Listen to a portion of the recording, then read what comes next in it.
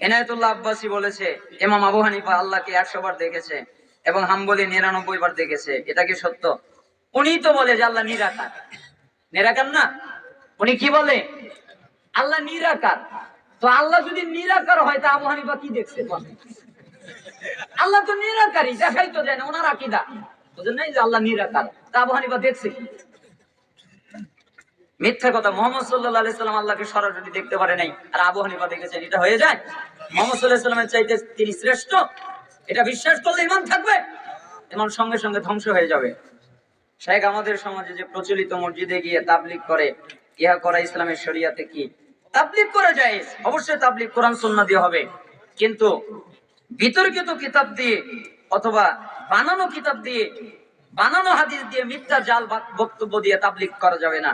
তাবলীগ কোরআন হাদিস দিয়ে করা যাবে। তারাবির সালাত 8 রাকাত না 20 রাকাত? 8-20 দুই মর্মে হাদিস আছে, তবে বিশুদ্ধ নিরাপদ 11-র মধ্যে সীমাবদ্ধ থাকা। লাইলাতুল কদরের ফজিলত পূর্ণ আমলগুলো কি কি? 2 রাকাত করে সালাত আদায় করবেন। 1000 মাসের চাইতে উত্তম, অর্থাৎ 1000 মাস লাগাতার ইবাদত করলে 1000 মাসে যে নেকি পেতেন, ওই এক রাতে আল্লাহ আপনাকে ওই নেকি দিবেন। কত রাকাত? আপনারা 2 করে লম্বা করবেন।